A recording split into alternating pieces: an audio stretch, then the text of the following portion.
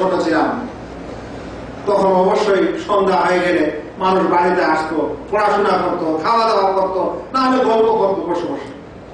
কিন্তু আজ আর এই পরিবেশ নেই, বসে গল্প আর হয় না, সকলে একটা টেলিভিশনের পর্দার সামনে থাকছে।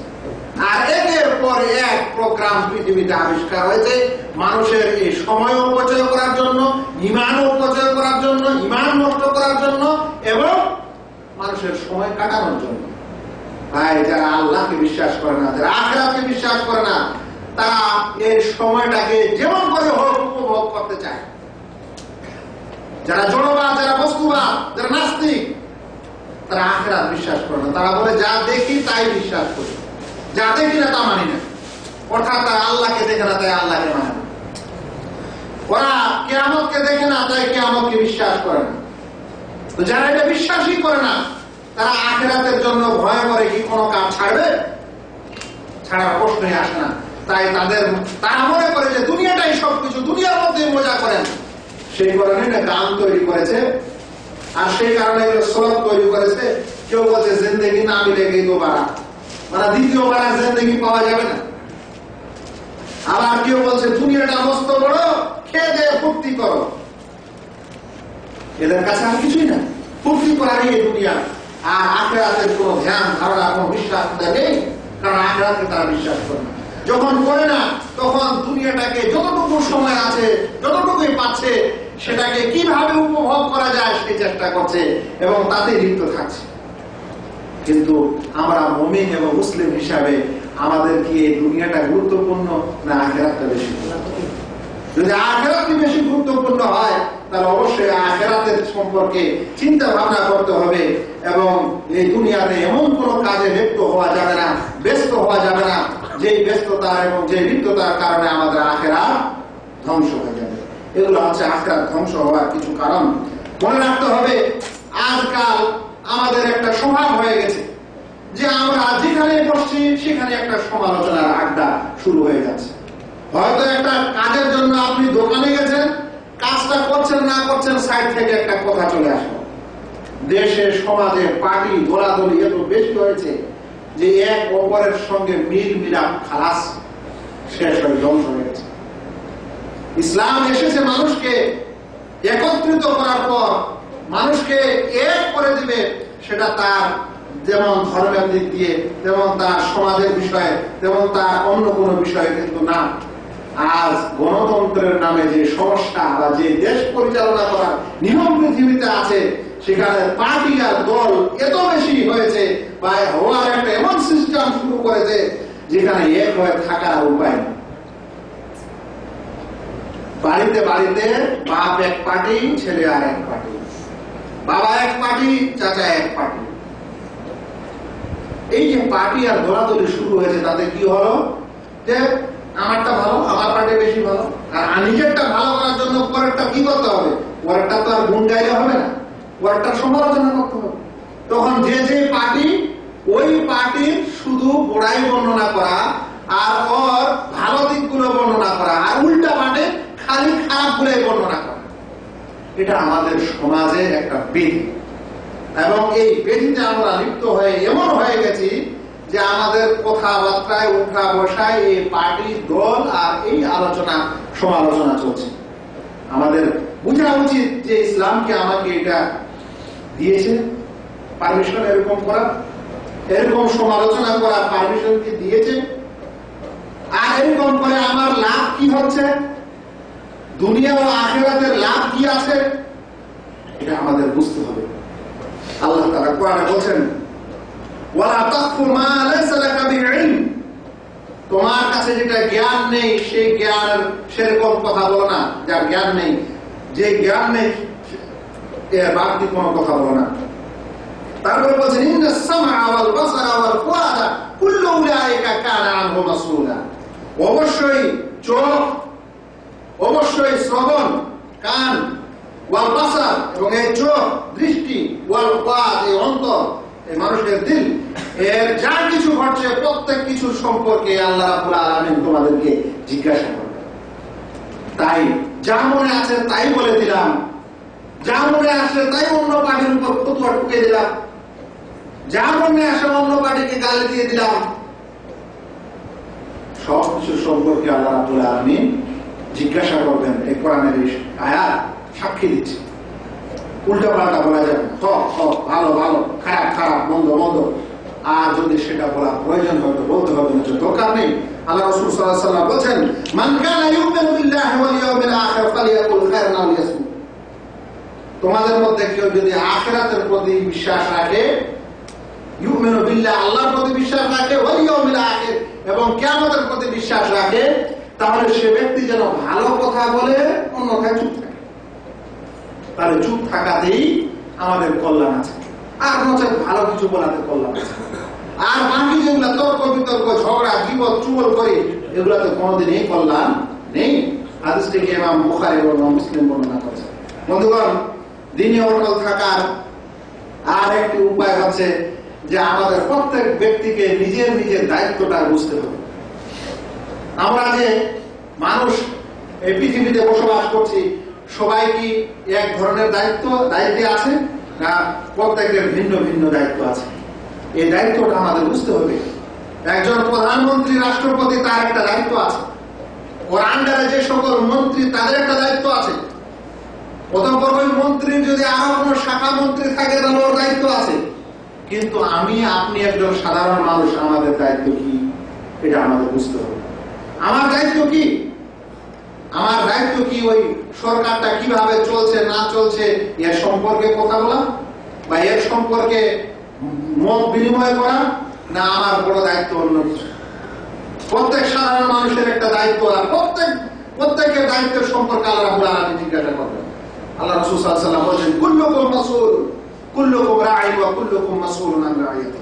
তোমরা প্রত্যেকে রাখাল, এবং তোমাদের প্রত্যেকের রাখালত্ব সম্পর্কে জিজ্ঞাসা করা হবে। তোমরা প্রত্যেকে দায়িত্বশীল, এবং তোমাদের দায়িত্ব সম্পর্কে জিজ্ঞাসা করা হবে। আমার দায়িত্বটা কি? আমি যদি একজন পিতা হই, তার অবশ্যই আমার দায়িত্ব হচ্ছে ছেলেমেয়ের সন্তান লালন পালন করা।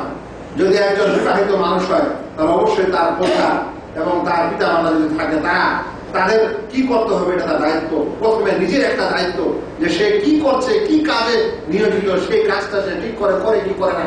আল্লাহ রাব্বুল আলামিন যে উদ্দেশ্যে সৃষ্টি করেছে, সেই উদ্দেশ্যটা পালন করে কি করে না।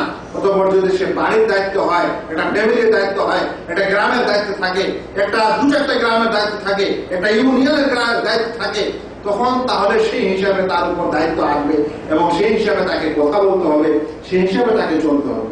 আমার দায়িত্ব এগুলা কিছুই না, আর আমি দিন রাত খালি ওগুলাই বলাবলি করছি, আর ওগুলা নিয়েই আমি সমালোচনা করছি। তাহলে নিজ দায়িত্বে যখন মানুষ থাকবে না, তখন এদিক ওদিক উল্টা পাল্টা করবে, অতঃপর দিন থেকে দূরে চলে যাবে, ফিতনায় পতিত হবে, সমস্যায় জড়িয়ে পড়বে, এবং জড়ার পর হাজার খারাপ কাজ তার থেকে শুরু হয়ে যাবে। বন্ধুগণ, দ্বীনে অবিচল থাকার আরেকটি উপায় হচ্ছে আল্লাহ রাব্বুল আলামিন যাকে যেই রিজিক দিয়েছেন, যার জন্য আল্লাহ রাব্বুল আলামিন যে রিজিক নির্ধারণ করে দিয়েছেন, তাতে খুশি থাকা, তাতে সন্তুষ্ট থাকা। মনে রাখবেন, পৃথিবীর কোন মানুষ যতই চেষ্টা করুক না কেন, রিজিক একটা এমন বিষয় যে সেটা তার কাছে এসেই যাবে। যখন সে পেটে ছিল, তখনই তার জন্য রিজিক নির্ধারণ করা হয়ে গেছে, আর সেই রিজিকটা তার কাছে আসবেই। মানুষ যদি চেষ্টা করে মাথা ফাটিয়ে দেয়, বেশি আনতে পারবে না। সেই কারণে আল্লাহ রাব্বুল আলামিন যেটা নির্ধারণ করে দিয়েছেন, সেটা আসবেই। কিন্তু একজন মানুষকে যেটা সাধারণ চেষ্টা করা, সেটা করতে হবে, এবং যা কিছু আসছে, যা কিছু হচ্ছে, তাতে সন্তুষ্ট থাকতে হবে। যদি কোনো মানুষ তার রুচি রোজগারে সন্তুষ্ট না হয়, আর সবসময় নাই খাই করে, যা আছে তাতে সন্তুষ্ট নয়, একজন মানুষ 50,000 টাকা ইনকাম করে, সন্তুষ্ট না, সে 1 লাখের দরকার, 1 লাখ হলো 2 লাখের দরকার, 2 লাখ হলো 4 লাখের দরকার। যদি এরকম করে, সে কোনোদিন শান্তি পাবে না, আর শান্তিতে দুনিয়াতে বসবাস করবে না। সব সময় তার টেনশন থাকবে। কিন্তু যতটুকু হচ্ছে, ততটুকুর মাধ্যমে কোন রকম করে তার যদি জীবনযাপন করার নিয়ম করে নেয়, সন্তুষ্ট হয়ে যায়, তাহলে সে মানুষ সুখে থাকতে পারে।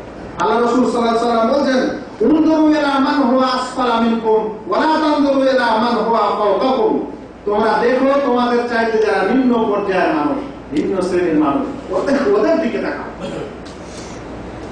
আপনার চেয়ে যারা নিম্ন পর্যায়ের মানুষরা কিভাবে জীবন যাপন করছে এটা দেখো। তোমার চেয়ে যারা উঁচু শ্রেণীর মানুষ তাদের দিকে দেখো না।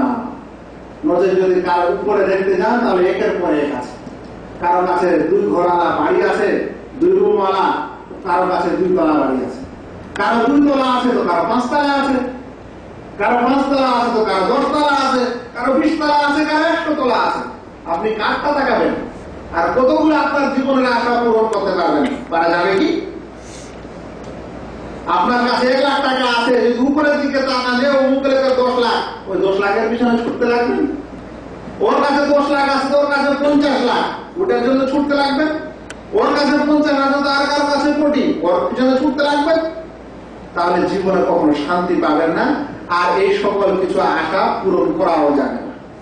সেই কারণে যতখানি আপনার চেষ্টা এবং সুপথের মাধ্যমে, ভালো ইনকামের মাধ্যমে যতটা আসছে কতটুকুর উপর শান্তি থাকেন এবং আপনার চাইতে নিম্ন পর্যায়ের মানুষের দিকে তাকান, তাদের অবস্থার দিকে তাকান এবং খেয়াল করেন, ইনশাআল্লাহ আপনি শান্তিতে থাকবেন, ভালোভাবে থাকবেন।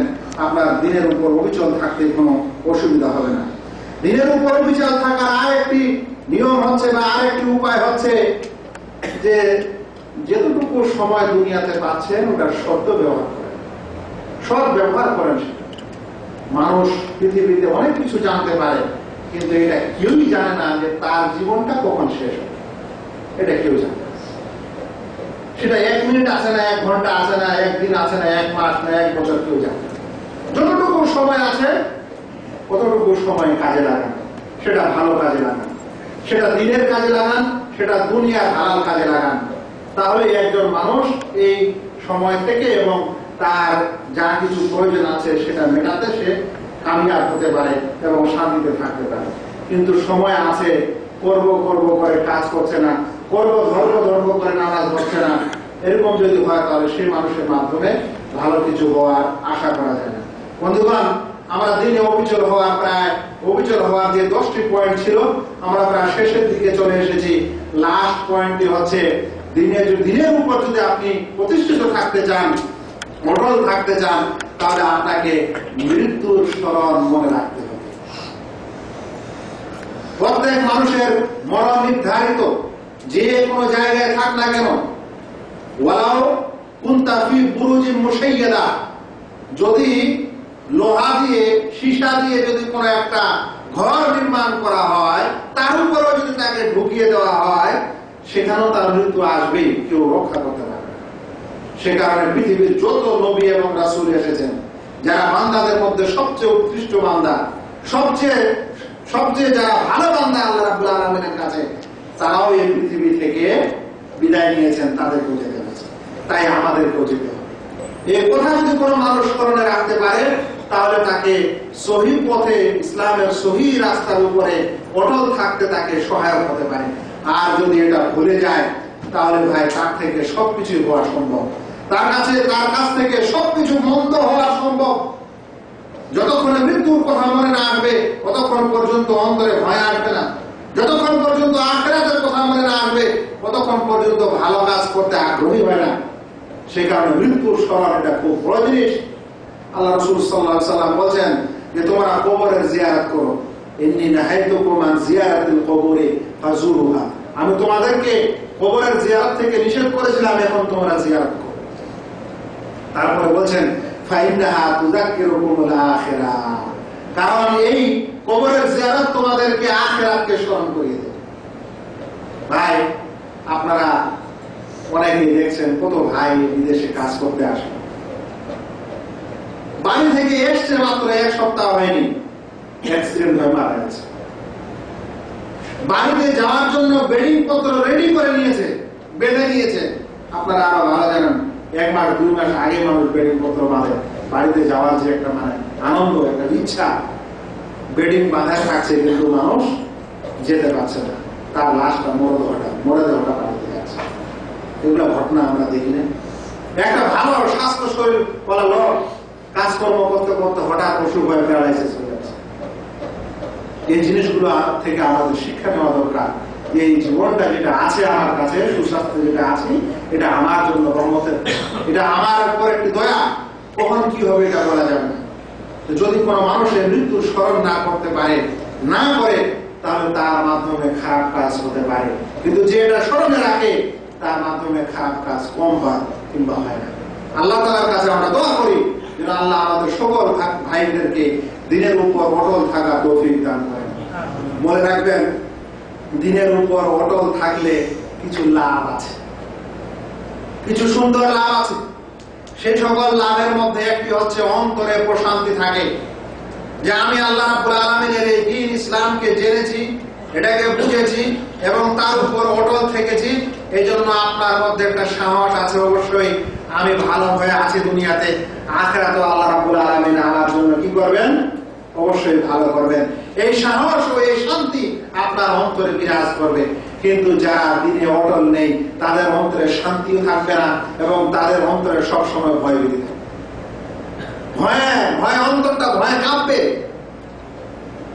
আপনারা শুনেননি, গত বছর এক নাস্তিক মারা গেল দেশে, বড় মরার সময় বলছে আমাকে দুনিয়া ছেড়ে যেতে খুব ভয় লাগছে। আরে বাবা, তুমি আখিরাতকে বিশ্বাস করো না, তো দুনিয়া ছাড়তে পারবে ভয় লাগে? তার মানে যে যারা আখিরাতকে বিশ্বাস করে না, তাদের অন্তরে অবশ্যই একটা ভয় ভীতি কাজ করে, শান্তিতে থাকে না, মরণের সময় শান্তি নেই। যে ব্যক্তি এই দিনের উপর অটল থাকবে তার অন্তরে শান্তি থাকবে সব সময়।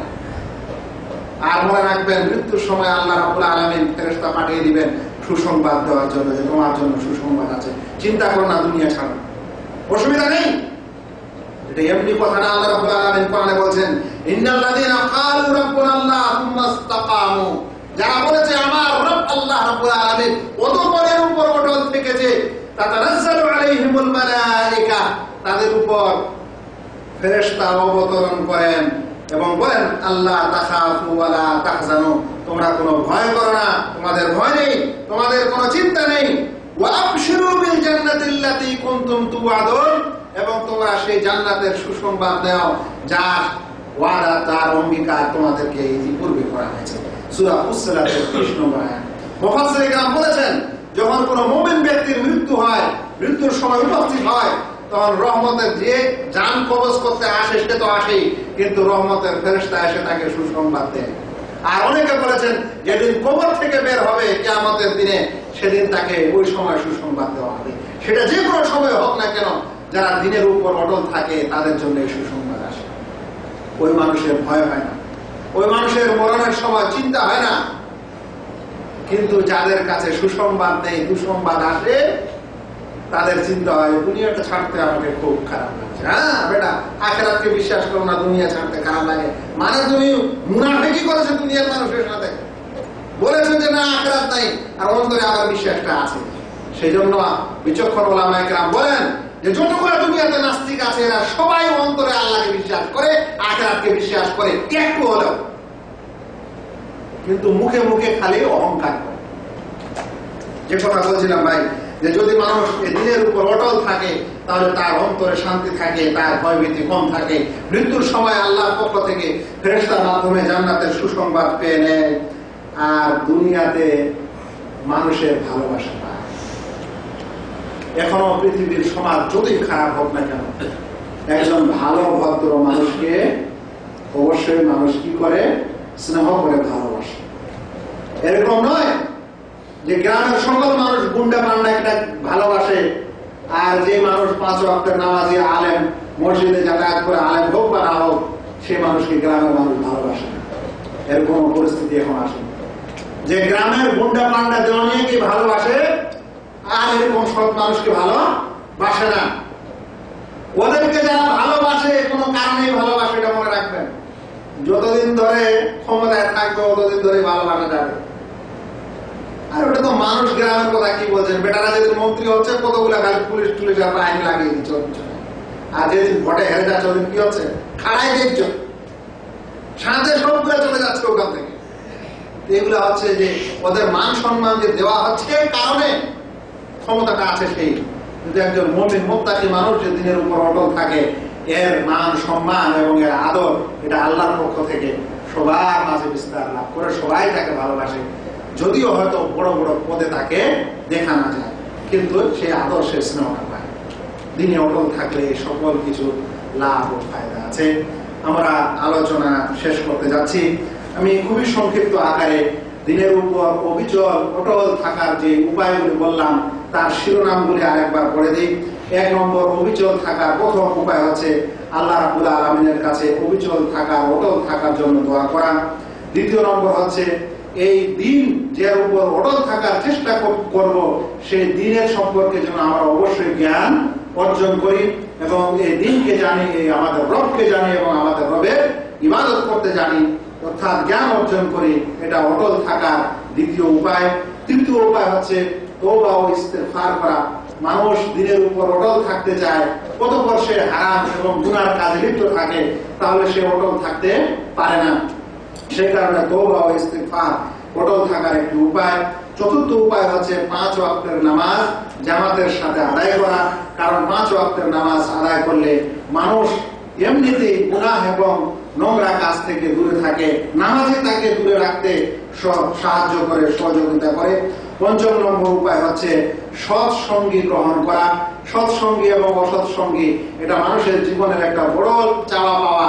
যদি এখানে তার সাঙ্গ পাঙ্গ যদি খারাপ হয়ে যায় তাহলে সে সাধারণত খারাপ হয়ে যায়। সেজন্য 5ম নম্বর উপায় হচ্ছে সৎসঙ্গী গ্রহণ করা, সৎ বন্ধু গ্রহণ করা। 6ষ্ঠ নম্বর উপায় হচ্ছে অঙ্গ প্রত্যঙ্গকে খারাপ এবং হারাম কাজ থেকে বিরত রাখা, মন্দ কাজ থেকে বিরত রাখা। 7ম নম্বর উপায় হচ্ছে নিজের দায়িত্ব জানা, নিজের দায়িত্ব বোঝার পর সেই অনুযায়ী জীবন যাপন করা, সেই অনুযায়ী মানুষের কাছে কথা বলা, সেই অনুযায়ী নিজের জীবন যাপন করা হচ্ছে 7ম নম্বর উপায়। 8ম নম্বর উপায় হচ্ছে আল্লাহ রাব্বুল আলামিন যাকে যতখানি রিজিক দিচ্ছেন, যাকে যতখানি রুজি রোজগারের ক্ষমতা দিয়েছেন, সে যেন ততটুকুতে সন্তুষ্ট থাকে। কখনো যেন বড়দের দিকে তাকিয়ে নিজের মনটাকে খারাপ না করে, বরং নিজের চাইতে ছোট নিম্ন পর্যায়ের মানুষকে দেখে এবং দেখলে সে তার মধ্যে শান্তি আসবে এবং সে মানুষ দিনের প্রতি অবিচল থাকতে তাকে এটা সহযোগিতা করবে। আর 9ম নম্বর উপায় হচ্ছে যে আল্লাহ রাব্বুল আলামিন যে সময়, যে ওয়াক্ত আমাদেরকে দিয়েছেন, সেই সময়ের জন্য আমরা সৎ ব্যবহার করি, তাকে যেন আমরা সঠিক পথে ব্যয় করি। আর 10ম নম্বর হচ্ছে বেশি বেশি করে মৃত্যুর স্মরণ করা। কারণ মৃত্যুর স্মরণ যদি মানুষের অন্তরে না থাকে তাহলে তার দ্বারাই যাই মন তাই হতে পারে। মৃত্যুর স্মরণ থাকলে সে অসৎ কাজ থেকে দূরে থাকতে পারে। এই উপায় উপকরণগুলি যদি গ্রহণ করে দিনের উপর অটল থাকতে পারেন তাহলে এর বিশেষ কয়েকটি লাভের মধ্যে হচ্ছে এই যে আপনার অন্তর প্রশান্তিতে থাকবে, আপনি নির্ভয়ে পৃথিবীতে বসবাস করবেন, শান্তিতে বসবাস করবেন। আপনার ভালোবাসা আপনি পাবেন, আপনাকে সমাজে আপনার আশেপাশের মানুষ আপনাকে ভালোবাসবে। এবং সবচাইতে বড় উপায় হলো, সবচাইতে বড় সুসংবাদ হলো এরকম ব্যক্তির জন্য যে মৃত্যুর পূর্বে আল্লাহ রাব্বুল আলামিন তাকে এই পৃথিবীতে ফেরেশতার মাধ্যমে সুসংবাদ দিয়ে দিবেন। যেই কামনা আমরা সকলে করি, আল্লাহ রাব্বুল আলামিনের কাছে দোয়া করি, আল্লাহ যেন আমাদেরকে মৃত্যুর পূর্বে তোমার এই সুসংবাদ পাওয়ার তৌফিক দান দিন এবং আমাদেরকে দিনে অবিচল অটল থাকার তুমি আমাদেরকে তৌফিক দাও। আর আমাদের মধ্যে যে সকল সমস্যা ও ঝামেলা আর যেগুলো গোলমাল হয়ে থাকে সেগুলো থেকে, নোংরা জিনিস থেকে দূরে থাকা তৌফিক দান করো। আমিন। ওয়া মা আলাইনা ইল্লাল বালাগ। আসসালামু আলাইকুম ওয়া রাহমাতুল্লাহি ওয়া বারাকাতুহু।